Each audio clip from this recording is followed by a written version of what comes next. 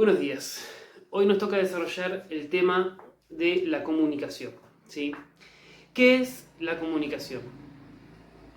En esencia, toda comunicación es la transmisión de información o mensajes, ¿sí? Esta es la manera más sencilla y más fácil de comprenderla. Todos los seres vivos, ¿sí?, habidos y por haber, desarrollan diferentes formas de comunicación, es decir, de intercambio de información. Pensemos, por ejemplo, en los perros, ¿sí? Los perros, cuando se encuentran con otros pares, ¿sí?, utilizan distintas formas de comunicarse. Algunas de ellas tienen que ver con el ladrido, otras tienen que ver con movimientos de su cuerpo específico, como por ejemplo el movimiento de la cola o el rabo, entre otras cosas, ¿sí? De esa forma, la mayoría de los seres vivos tienen sistemas específicos de comunicación. Nosotros, por supuesto, en esta materia nos vamos a enfocar en la comunicación humana, ¿sí? La comunicación humana es uno de los fenómenos más complejos y difíciles de estudiar porque se entiende que nuestra comunicación no es completamente directa y lineal, sino que hay muchos elementos de la comunicación humana que surgen a partir de diferentes formas y prácticas, ¿sí? Entre ellas tenemos que hablar de lo que es el contexto, la interpretación, la cultura, la ideología, entre otras cosas. Pero en primer momento, para hacerlo simple y poder entenderlo, lo que nosotros vamos a tratar de comprender es la teoría del circuito de la comunicación, ¿sí?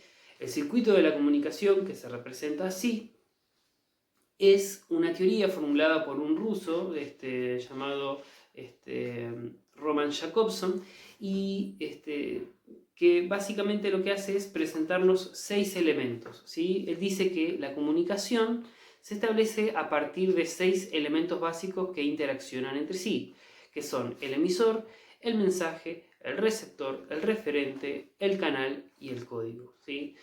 Cada uno de estos elementos es tan importante para el circuito que si llegara a faltar uno de ellos, la comunicación no puede producirse, ¿sí?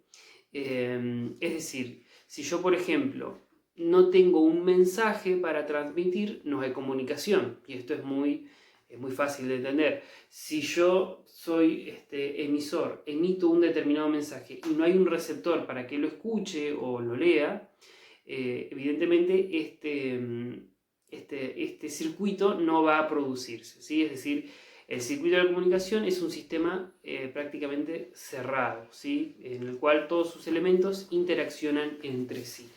Vamos ahora a ir definiendo elemento por elemento, ¿tá? El emisor siempre es quien, como su término lo indica, emite un mensaje, ¿tá? Esta emisión del mensaje conlleva al uso, por supuesto, de un determinado código, ¿tá? ¿Qué es el código? La lengua, ¿tá? Básicamente eso. En este caso, por ejemplo, yo estoy actuando como emisor, ¿sí?, y estoy utilizando como código la lengua española. ¿Se entiende? Es decir, no estoy hablando en inglés ni en coreano, estoy hablando en español, ¿tá? Entonces, emisor, profe Alan, código español. El receptor es la persona que está mirando este video, ¿tá? El canal, ¿qué es el canal? Sería el medio por el cual se transmite el mensaje. En este caso nosotros estamos utilizando un medio virtual, ¿sí? Pero para hacerlo más sencillo podemos decir que básicamente, si estuviésemos en una clase, en un aula cerrada, el canal sería la oralidad, el aire o bien, ¿por qué no?, el sonido, ¿tá? El mensaje es aquello que estoy diciendo, en este caso sería una clase de lengua, todo lo que yo estoy verbalizando entraría en el mensaje, ¿sí? Y me está quedando por último el referente, ¿sí? El referente, que no se confunde con el código, ¿sí? Ya explicamos que el código es la lengua. El referente sería aquello de lo que estoy hablando, ¿sí? ¿De qué hablo yo en este momento? Del circuito de la comunicación, ¿tá? En este ejemplo que estamos viendo puede apreciarse que quien está emitiendo el mensaje, el emisor, es Mafalda. El código sería la lengua española, ¿sí? El receptor sería ese otro personaje que acompaña a Mafalda. El mensaje sería estrictamente hola, ¿cómo estás? ¿Sí?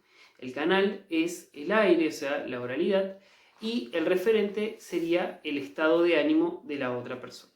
Así sencillo es el circuito de la comunicación, así de fácil es esta teoría que nos permite entender cómo funciona la comunicación humana, ¿sí? Ahora bien, como explicaba al principio, la comunicación humana es más compleja que esto que acabamos de explicar. El circuito de la comunicación, en el mejor de los casos, es un esquema teórico que nos permite comprender en términos generales el funcionamiento básico del lenguaje y la comunicación humana, ¿sí? A estos elementos se le agrega el concepto de condicionantes de la comunicación. ¿Qué significa condicionante? Un condicionante siempre es algo que establece determinadas pautas, ¿sí? Determinadas maneras de ser. De manera tal que si yo tengo en la comunicación condicionantes, lo que estoy diciendo es que no toda comunicación puede llevarse de manera fluida, ¿sí? O vertical, sino que van a aparecer elementos que van a, digámoslo así, entorpecer la comunicación o favorecerla, dependiendo del caso, ¿sí? El primer condicionante de la comunicación son las circunstancias, ¿tá? Es decir, el contexto, ¿sí? El lugar y el tiempo en el que me estoy comunicando, ¿sí? Por ejemplo, yo no puedo ir a un velorio, ¿sí? A pararme al lado de una persona que está despidiendo a un ser querido y contarle un chiste, ¿sí? ¿Por qué? Porque el chiste supone humor, supone un tratamiento jocoso de la situación, de una situación X, y un velorio es un contexto en el que las personas están con un estado de ánimo extremadamente sensible, ¿sí? Porque, por supuesto, la despedida de un ser querido. Entonces, la circunstancia tiene que ver con lo que voy a decir y cómo lo voy a decir y el tipo de texto que voy a utilizar. De ninguna manera un chiste puede producirse, puede emitirse dentro de esas circunstancias, ¿sí?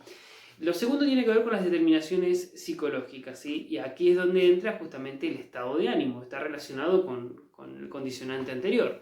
No es lo mismo transmitir determinada información con alegría, con tristeza, en un determinado tono burlesco, en un determinado tono de seriedad. Es decir, los estados psicológicos tienen que ver cómo uno a través de su ánimo percibe el mundo y habla de ese mundo, ¿sí? No es lo mismo, por ejemplo, estar hablando ahora del coronavirus en este momento en que los argentinos estamos en cuarentena que haberlo hecho antes de la cuarentena. Nuestro estado de ánimo no es el mejor. Ahora seguramente el tono de nuestra comunicación tenga que ver con la preocupación, con la incertidumbre, etcétera, etcétera.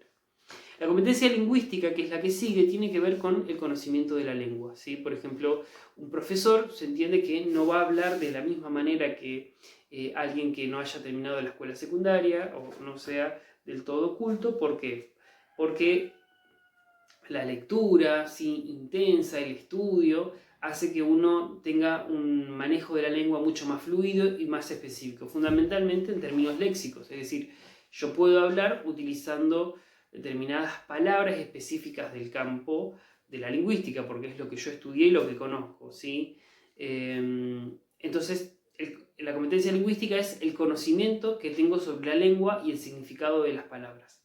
¿Qué es la competencia paralingüística? Todo aquello que tiene que ver con los gestos y los movimientos corporales. ¿Sí? Por ejemplo, yo cuando hablo, cuando doy clases, utilizo mis manos, hago alguna referencia, ¿sí? Todo el movimiento corporal, hasta incluso mi postura, mi manera de hablar, todo lo que yo hago transmite un determinado mensaje. Todo eso se denomina competencia paralingüística, ¿sí? Por ejemplo, si le hago una entrevista a una persona para el trabajo y esta persona está así con los brazos bajos, mirando para abajo, yo voy a suponer que es una persona tímida, ¿sí? Esa persona, digo, en ningún momento me dijo que era tímida, pero como se está realizando esos movimientos corporales, yo lo deduzco, ¿se entiende? Entonces la comunicación paralingüística, o mejor dicho, la competencia paralingüística es todo aquello que transmitimos, toda esa información que transmitimos, sin utilizar las palabras. La última tiene que ver con la competencia ideológica y cultural. Es decir, todos aquellos valores, conceptos o preconceptos que llevamos con nosotros, no porque los hayamos pensado directamente, sino porque en cierta medida los hemos heredado de nuestra cultura, ¿sí? Por ejemplo, en este momento se está debatiendo muchísimo el uso del lenguaje inclusivo, y alguna persona que saluda, por ejemplo, y dice hola chicos y chicas y chicas, supongamos, esto es un ejemplo, yo no lo utilizo, pero si alguien lo utilizara, a nosotros como receptores de ese mensaje nos está dando a conocer que el condicionante de la comunicación que propone esa persona tiene que ver con determinadas ideas y determinados valores a los que yo puedo adherir o no, digamos. Eso va a depender también un poco de lo que cada uno considere concreto o no.